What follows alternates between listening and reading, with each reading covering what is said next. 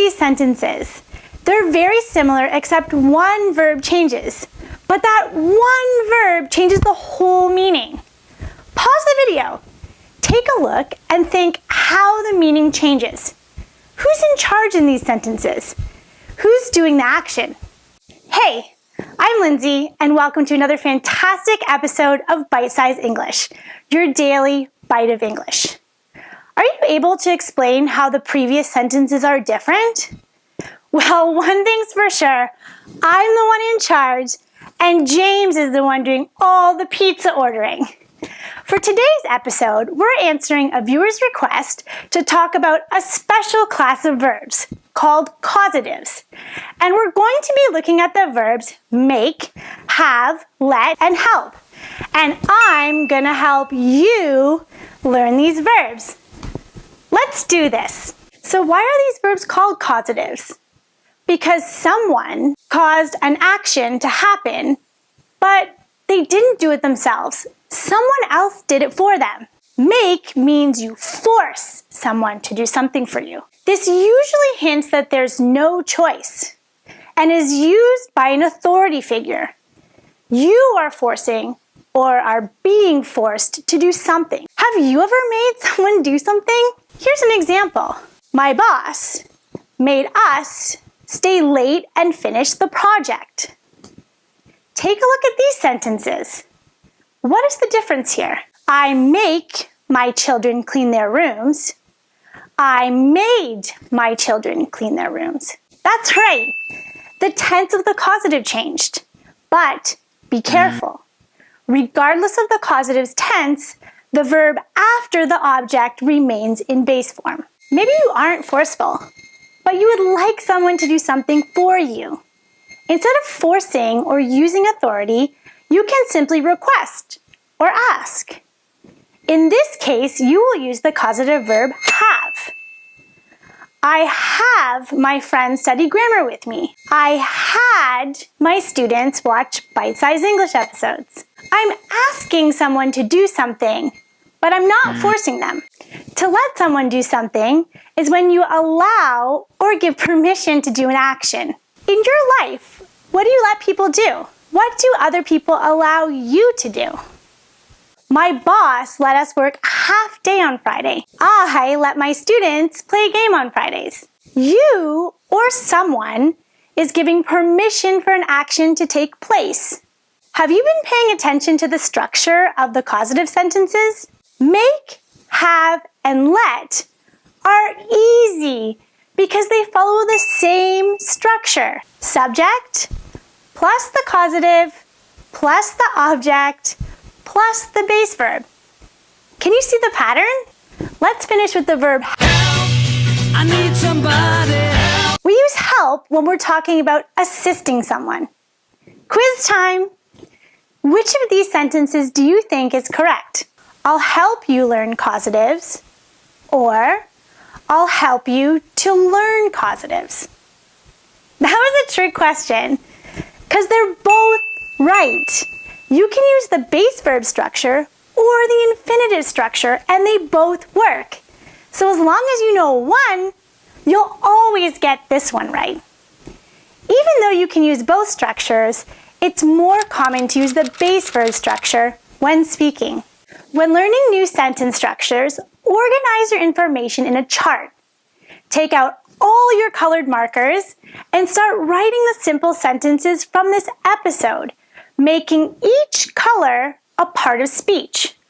All subjects are one color, causatives another color, and so on. By doing this, you'll remember the sentence structures better and will start to see the grammar patterns.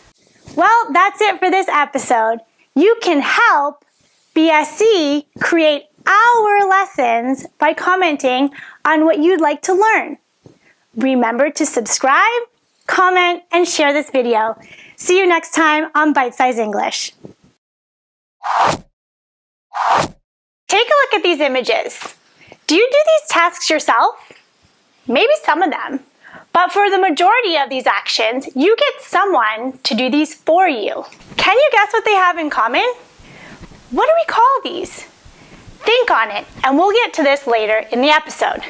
Hi, I'm Lindsay, and welcome to another great episode of Bite Size English, your daily bite of English. Do you remember the grammar point we covered where someone caused another person to do an action? If you need a refresher, go back and check out episode 16. I'm sure you remember that we use causative verbs when we're talking about getting someone else to do an action. Today we're going to finish causatives with get and start mixing two grammar points, causative verbs and passive voice, to get the passive causative. Let's get to it. Quick review. What structure does make, have, let, and help have in common? These causatives are easy peasy because they all have the same structure. But this is why the causative get is different. When we use get as a causative, the meaning is we convinced, encouraged, or persuaded someone to do something. Take a look at this sentence. I got James to make dinner. I, through some bribes and promises, convinced him to make dinner. Or I, through some loving and encouraging words, persuaded him to make dinner because I didn't feel like cooking at all. If you got someone to do something for you, what would it be? Now, let's take a look at why get is different. Check out these sentences and see if you can figure it out.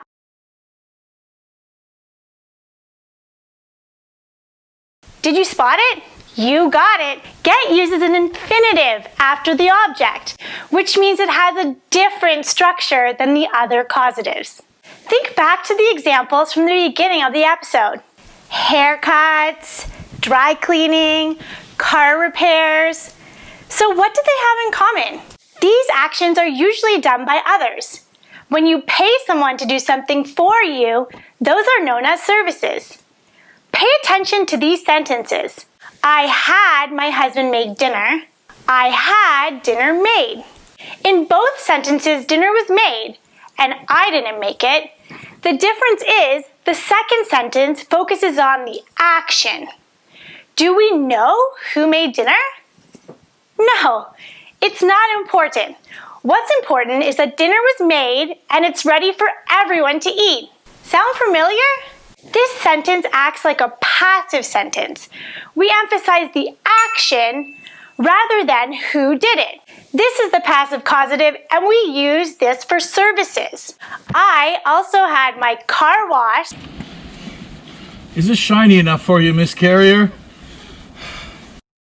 My nails done. And what shape would you like, Miss Carrier? My dog walked. Is 5 kilometers enough, Miss Carrier?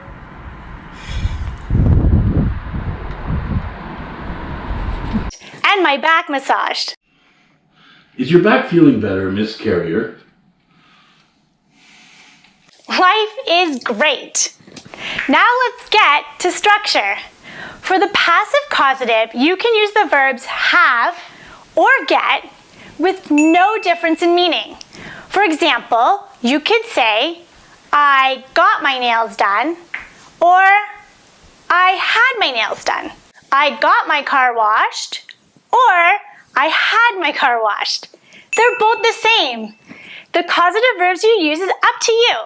Have you figured out what the structure is? To form the passive causative, you're going to blend the two grammar structures. Subject plus have or get plus object plus the past participle. Quiz time! Look at these images and write down the service using the passive causative. Pretend you are the one paying for the service.